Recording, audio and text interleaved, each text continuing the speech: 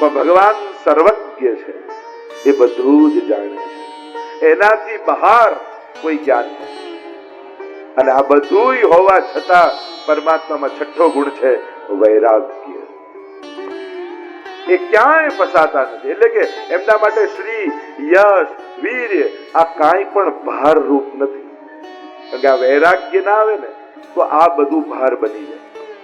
એટલે ભગવાનમાં વૈરાગ્ય છે. સોનાની દ્વારિકા ડુબાડવી હોય ને તો એ ભગવાનને શોક ન થાય. એમને ગુમાવવાનું દુઃખ નથી. પરમ વૈરાગ્ય ગુણ છે. તો આમ આ ભગવાનના ઐશ્વર્ય આંતરંગ ધર્મો છે. અને બીજો ભગવાનનો ધર્મ છે જે વ્રજભક્તો માણે છે, અને એ છે માધુર્ય ગુણ. રસો વૈ સહ આનંદ માત્ર કરપાદ મુખોદરાદી. કારણ કે આપણે ત્યાં બે માર્ગ, આપણે ત્યાં કે જ્ઞાન માર્ગ અને ભક્તિ માર્ગ. એટલે કે જ્ઞાનરૂપ પરમાત્મા અને રસરૂપ પરમાત્મા, આ બે પ્રકારના પરમાત્માની ઉપાસનાનો પ્રકાર દુનિયામાં ચાલે. સત્યમ જ્ઞાન અનંતમ બ્રહ્મ, એ જ્ઞાનરૂપ પરમાત્મા અને જ્ઞાનરૂપ પરમાત્માનો અનુભવ કેમ થાય એનો આખો પ્રકાર અને છેક અહમ બ્રહ્માસ્મિ સુધીની યાત્રા એ જ્ઞાન માર્ગમાં બતાવે. અને બીજો સમાંતર માર્ગ જે વેદમાં ગૂઢ રૂપે કહેવાયો છે એ છે માધુર્ય રૂપ પરમાત્મા.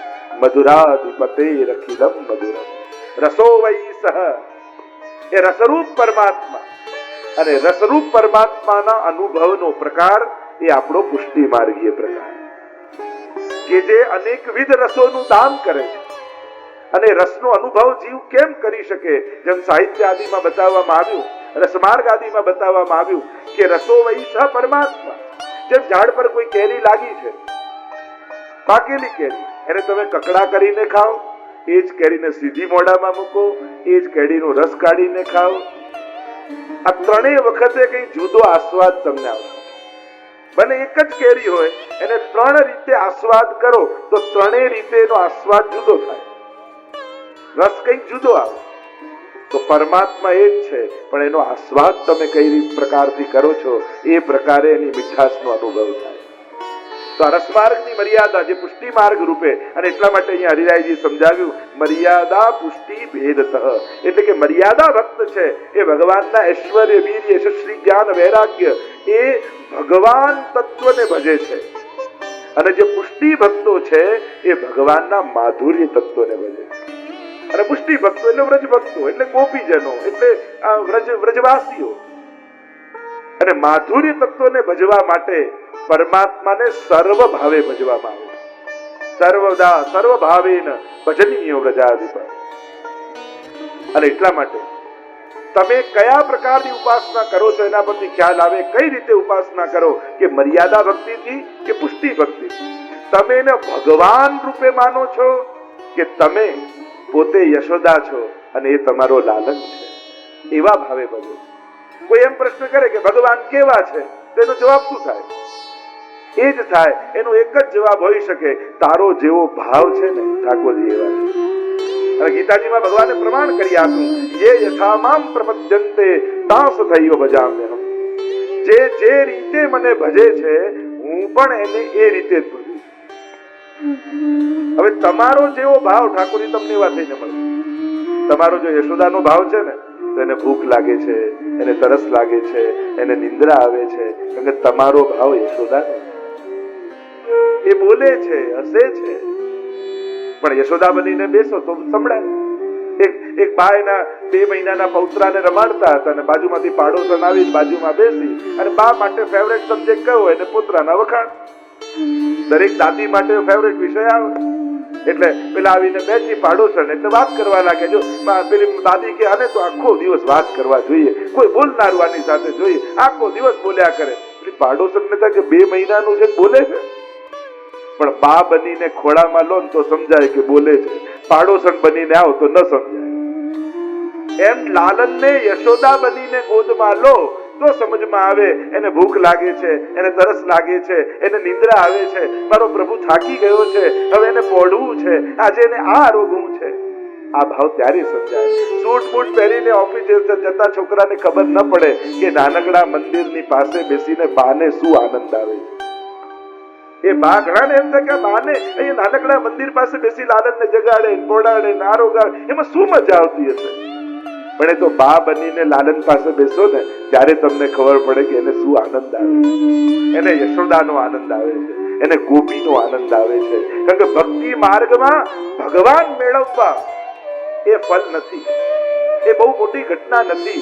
ભક્તિ માર્ગમાં ભાવ મળવો એ મોટી ઘટના.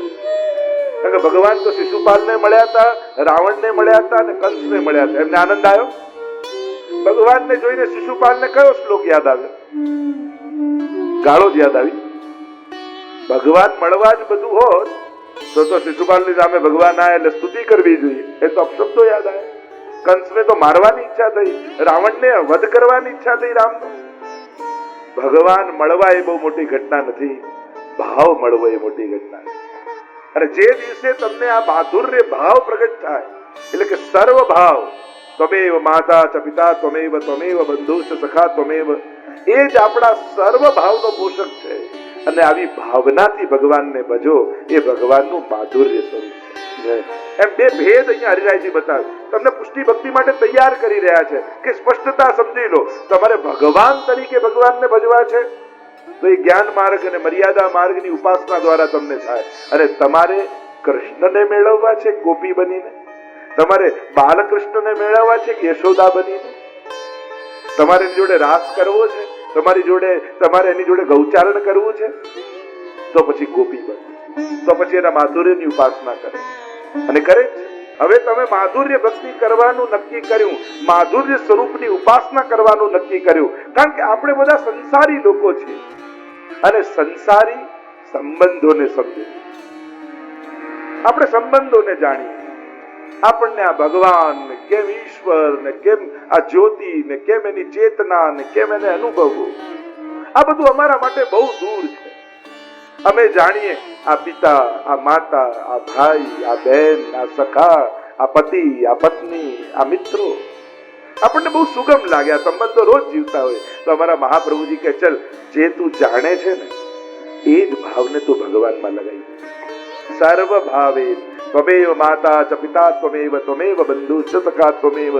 અને આમ કરી આપણા જે લૌકિક સંબંધોની લાગણીઓ છે એ લૌકિક દેહને છોડી અને અલૌકિક એવા પરમાત્મામાં લગાડી દઈએ ને તોય આપણો ઉદ્ધાર થઈ જાય.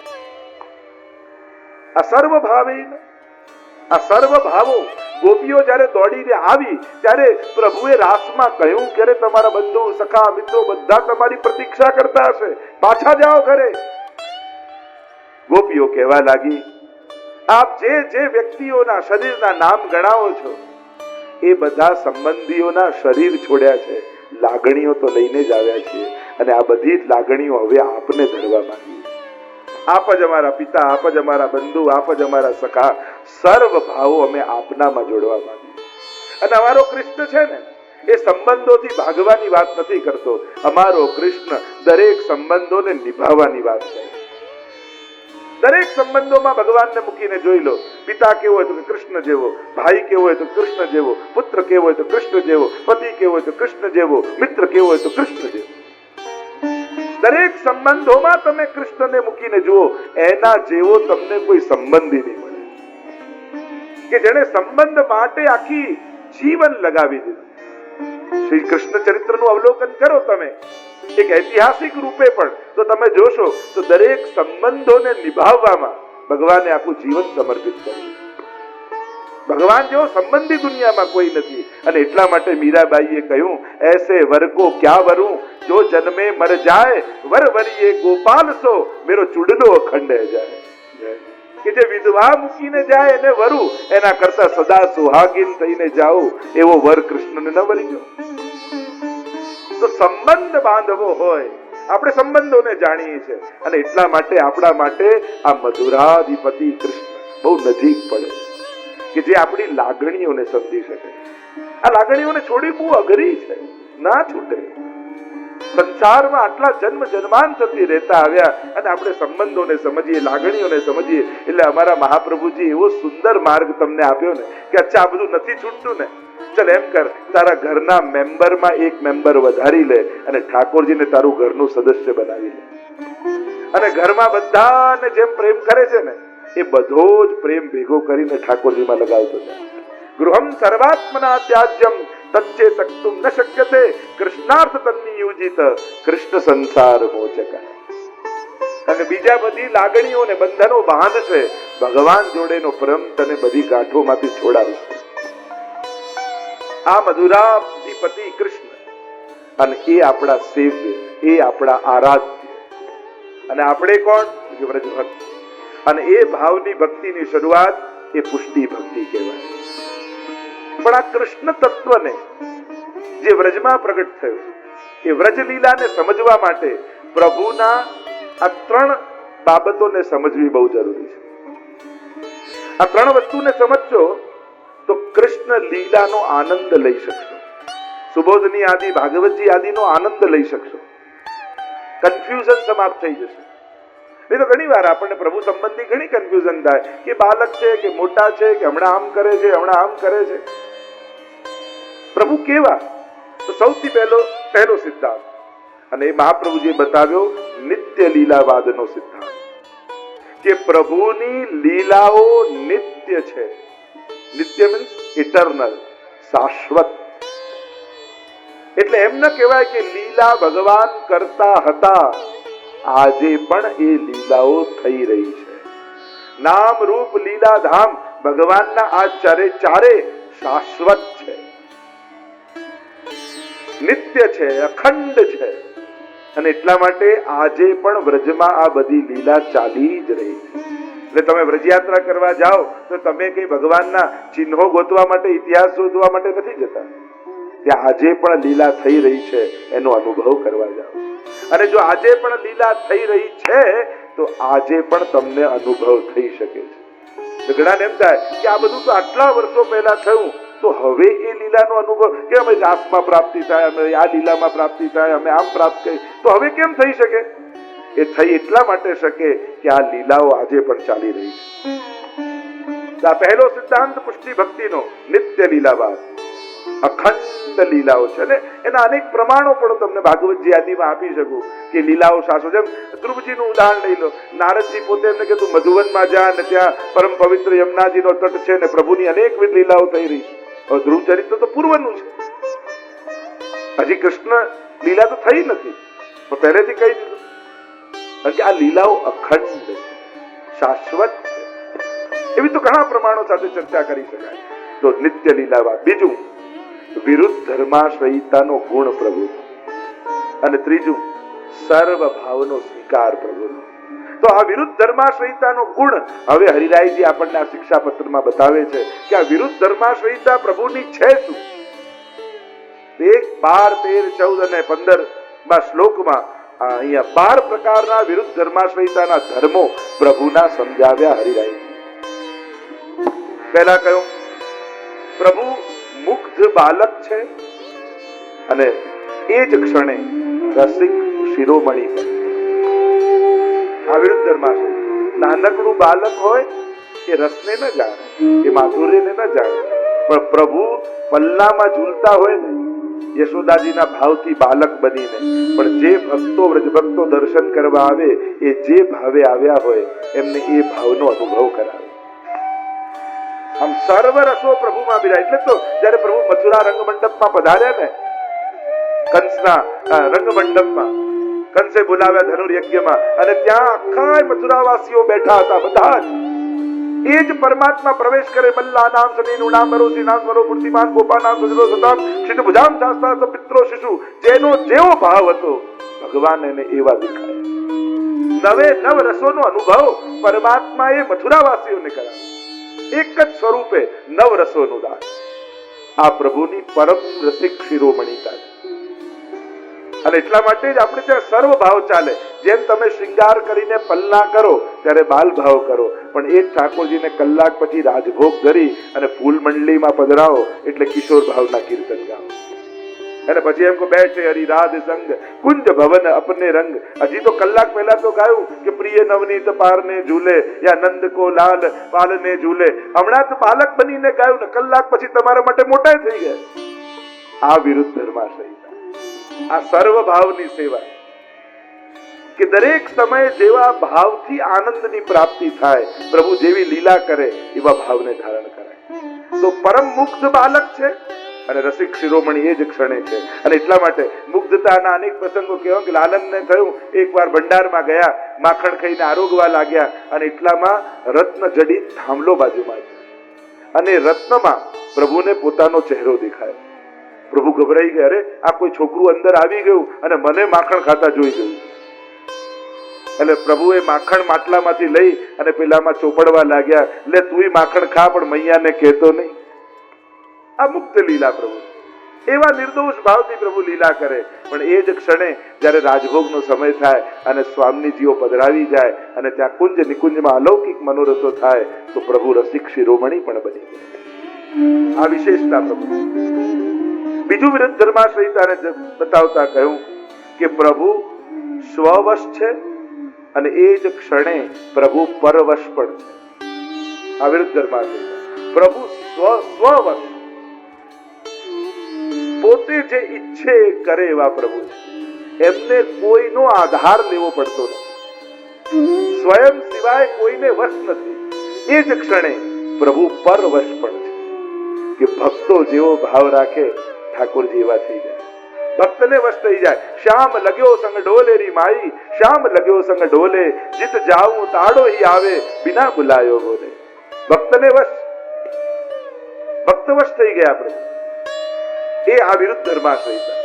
એક બાજુ સર્વતંત્ર સ્વતંત્ર અને બીજી બાજુ પરને વશ. ભક્ત જેવો ભાવ રાખે પ્રભુ એવા થઈ જાય.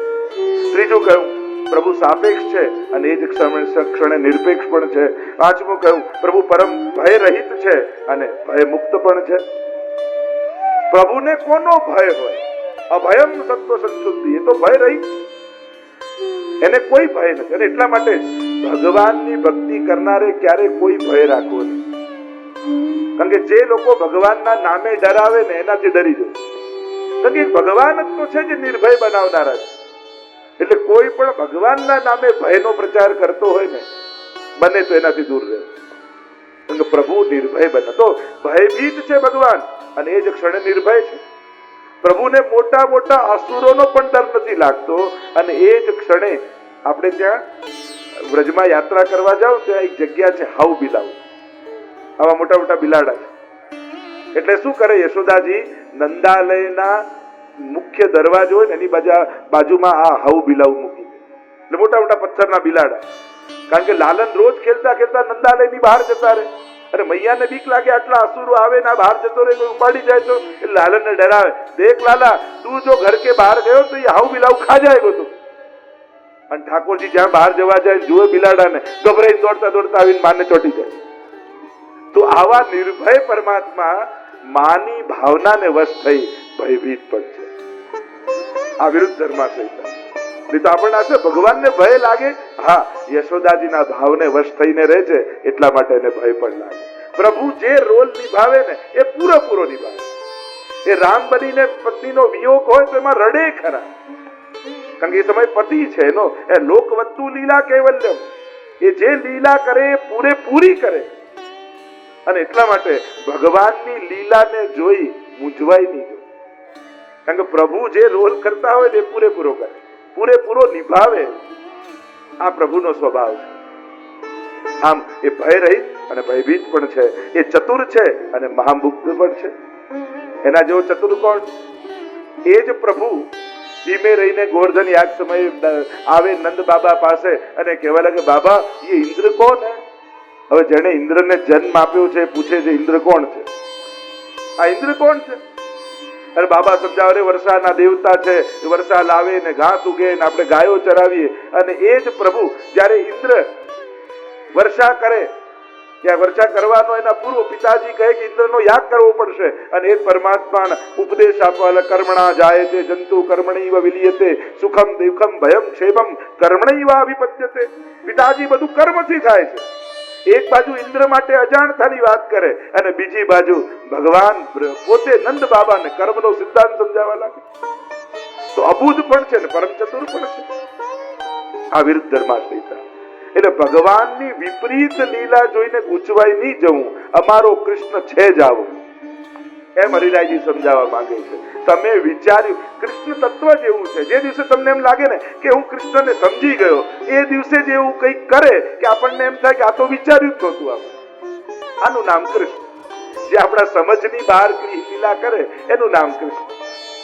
આગળ કહ્યું એ પરમ પૂર્ણ કામ છે અને કામાર્થ પણ છે.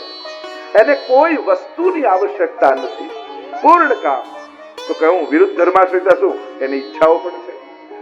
દે મૈયા માખણ રોટી, અને માખણની ચોરી કરવા માટે ગોપીઓના ઘરે ઘરે જાય. પણ પ્રભુ માખણની ચોરી કરે કે?